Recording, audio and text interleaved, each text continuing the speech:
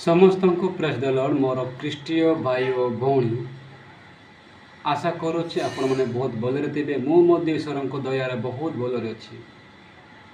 आज मुझे कि नुआ विषय कहवाक चाहे बा नुआ विषय जनवाक चाहे किंतु आम पाखे बहुत पुराना बाइबल अच्छी बहुत वर्ष धरिकी आम बाइबल पढ़ुचु किंतु आम से बाइबल कवर विषय और बाइबल से चमड़ा विषय आम जानिनु और से विषय आम किए आमको कही ना से विषय आमको कहीं जड़े ना विषय मुझे जनवाक चाहे और जोटा कि बाइबल विषय बाइबल कवर विषय।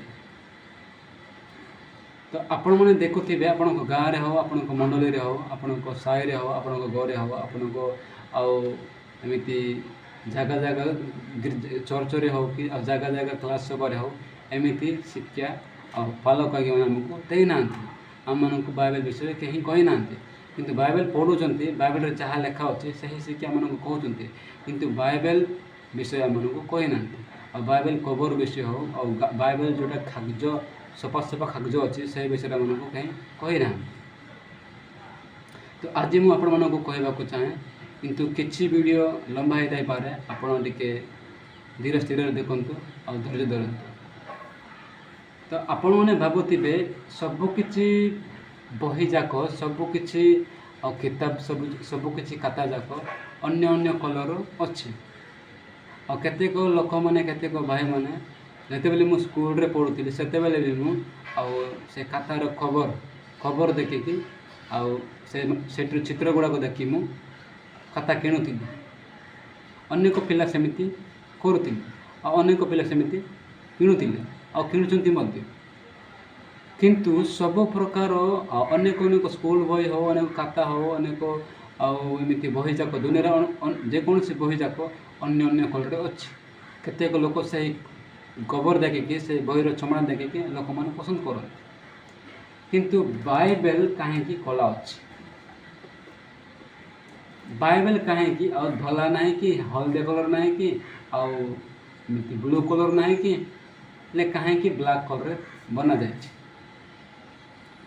आज्ञा बाइबल आम मन को कहूँ कि जे आउ बाइबल बाइबल जिते आम पढ़ुचु देख मु तुम मान निमंते अनंत जीवन आनी जोटा कि आमर यहीटा भी आम को किसी जनाऊँ जे बाइबल को पढ़े से अनंत जीवन पाए से बाइबल पवित्र बाइबल लिखाई देख मु तुम मान निमंते अनंत जीवन आनी जी ए बाइबल को पढ़े जी बाइबल शिक्षा को माने से केबे हेले मरिब ना अनंत जीवन पाई रही।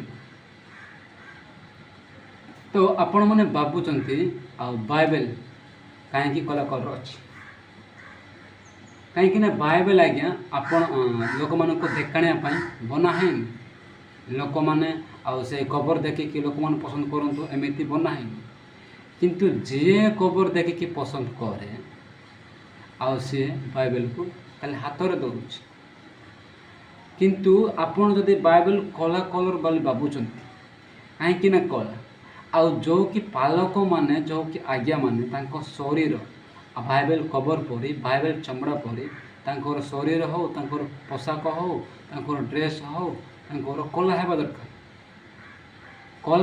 कला हो कि दोला हो तांकर पोशाक तांकर ड्रेस तांकर शरीर किंतु आत्मा रे यही बोली सफा रुहतु यही बोली यही कागज परी क्लीयर रुहतु सफारे रुहतु ताकि आपण को आत्मा को ईश्वर देखिपारे जदि आप केतेक आज्ञा मन अच्छे निज को फिटफाट करके सार्ट पैंट लगे इन फिन करके सफा सफा ड्रेस पिंधिकी से मैंने एमती लोक मान देखाणा ये बोली फपका रे भाई कांटी पपका पर एमती कहते केते लोक मैंने से ड्रेस गुड़ाक देखी किंतु आपण जदि किसी देखा पारे प्रथम सामुएल तार 16 पर्व 7 पदरे बोली लेखा अच्छी यह विषय टी लेखा पुरुष जमीती शरीर पोशाक देखती सेमती सदाप्रभु आमर शरीर देखती ना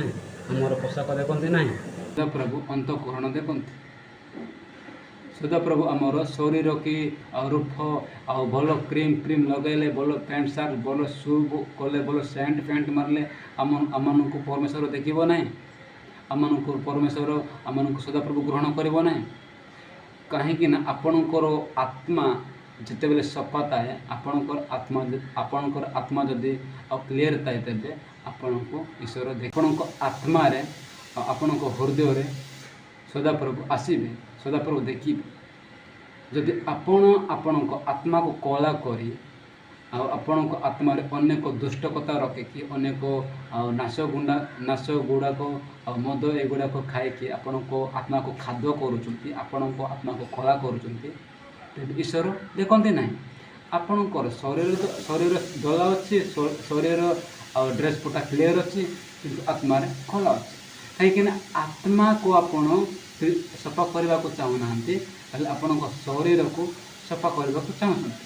ହେଲେ ଆପଣ ଶରୀରକୁ କ୍ଲିଅର କରୁଛନ୍ତି, କିନ୍ତୁ ଆପଣଙ୍କର ଆତ୍ମା, ଆପଣଙ୍କର ଆଉ ଅନ୍ତଃକରଣକୁ ଆପଣ କ୍ଲିଅର କରୁନାହାନ୍ତି।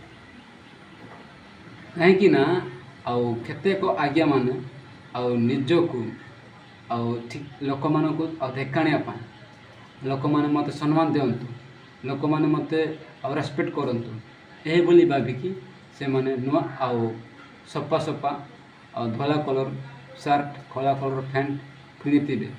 ତାଙ୍କର ଆତ୍ମାରେ କଳା ଥିବ, କିନ୍ତୁ ଲୋକମାନଙ୍କୁ ଦେଖାଣିବା ପାଇଁ ଲୋକମାନେ ଆପଣଙ୍କର ଅନ୍ତଃକରଣ ଦେଖନ୍ତି ନାହିଁ। ଲୋକମାନେ କହିଲେ ଆପଣଙ୍କ ଶରୀର ଦେଖନ୍ତି, ଆପଣଙ୍କ ଡ୍ରେସ୍ ପୋଷାକ ଦେଖନ୍ତି, କିନ୍ତୁ ସେ ଜଣେ ଏକମାତ୍ର ପରମେଶ୍ୱର ଅଛନ୍ତି, ସେ ଆପଣଙ୍କର ଆତ୍ମା ଦେଖନ୍ତି। ଆପଣ ଯଦି ଆଉ ଏହିଗୁଡ଼ାକ ଯଦି ଆପଣ ଆଉ ନିଜକୁ ଦେଖାଣିବା ପାଇଁ ଯଦି କରୁଛନ୍ତି, ଆଉ ଲୋକମାନଙ୍କୁ ଦେଖାଣିବା ପାଇଁ ଆପଣ ଯଦି ଏମିତି କରୁଛନ୍ତି, ଆଉ ସାର୍ଟ ପ୍ୟାଣ୍ଟ ଏମିତି ବ୍ୟବହାର କରୁଛନ୍ତି, ତେବେ ଆପଣ ଏମିତି ଭୁଲ କରୁଛନ୍ତି। ଆପଣ ଯଦି ଏମିତି ଈଶ୍ୱରଙ୍କର ବାକ୍ୟ ପଢ଼ିକି ମଧ୍ୟ, ଜାଣିକି ମଧ୍ୟ ଆଉ ଆପଣଙ୍କର ଆତ୍ମାକୁ କ୍ଲିଅର କରୁନାହାନ୍ତି, ଆପଣଙ୍କ ଆତ୍ମାକୁ ଆଉ ଅନେକ ଚିନ୍ତା, ଅନେକ ଦୁଷ୍ଟ କଥା, ଅନେକ ରାଗ ହିଂସା କଥା ଭାବୁଛନ୍ତି ଜଣଙ୍କ ପାଇଁ, ତେବେ ଆପଣଙ୍କର ଆତ୍ମା କ୍ଲିଅର ନାହିଁ। ଆପଣ ଯଦି ନାଶ ଗୁଡ଼ାକ ଖାଉଛନ୍ତି, ମଦ ପିଉଛନ୍ତି, ତେବେ ଆପଣଙ୍କର ଆତ୍ମା, ଆପଣଙ୍କର ଅନ୍ତଃକରଣ କ୍ଲିଅର ନାହିଁ। କାହିଁକି ନା ଆଉ ଈଶ୍ୱର ଆମମାନଙ୍କୁ ସୃଷ୍ଟି କରିଛନ୍ତି, ଶରୀରକୁ ଆମକୁ ମାଟିର ସହିତ ବନେଇଛନ୍ତି। ଆଉ ଯଦି ଆମେ ସେହି ଖାଦ୍ୟ ଶରୀରକୁ ଆଉ ଯଦି ଆମେ ସଫା କରି ରଖିବା, ତେବେ ଆମମାନଙ୍କୁ ଈଶ୍ୱର ଦେଖନ୍ତି ନାହିଁ। ଆଉ ଯେଉଁଟାକି ଈଶ୍ୱର ଏତେ ସଫାରେ, ଯେଉଁଟାକି ଆମେ ଆତ୍ମାକୁ କେବେ ଦେଖିନା, ସେମିତି ହିଁ ଆତ୍ମା ଜଳୁଛି, ଆମମାନଙ୍କର ଆତ୍ମା ଜଳୁଛି, ଉଜ୍ଜଳରେ ଅଛି, କିନ୍ତୁ ସେହି ଆତ୍ମାକୁ ଆମେ ଆଉ ଆମମାନଙ୍କର ଆତ୍ମାକୁ ଆମେ କଳା କରୁଛୁ। ସେହି ଜଳୁଥିବା ଆତ୍ମାକୁ ଆମେ କଳା କରୁଛୁ, ସେ ଜଳୁଥିବା ଆତ୍ମାକୁ ଆମେ ଖରାପ କରୁଛୁ, ଅନ୍ଧାର କରୁଛୁ। ଯଦି ଆପଣଙ୍କ ଆତ୍ମାକୁ ଯଦି ସଫା କରୁନାହାନ୍ତି, ଆଉ ଆପଣ ଯେତେ ବି ଆପଣଙ୍କ ଶରୀରକୁ ଆଉ ସାବୁନରେ ଗାଧାନ୍ତୁ କି ସମ୍ପରେ ଗାଧାନ୍ତୁ କି ଯେକୌଣସି ଭଲ କ୍ଲିଅର ପାଣିରେ ଗାଧାନ୍ତୁ କି ଆଉ ଆପଣ ବରଫ ପାଣିରେ ଗାଧାନ୍ତୁ କି ଯେମିତି ବି ଗାଧନ୍ତୁ, ଆପଣଙ୍କ ଶରୀରକୁ ଈଶ୍ୱର ଆଉ ପରମେଶ୍ୱର ସଦାପ୍ରଭୁ ଦେଖନ୍ତି ନାହିଁ। ଆଜ୍ଞା, ଆପଣଙ୍କର ଆତ୍ମା ସେ ଦେଖନ୍ତି।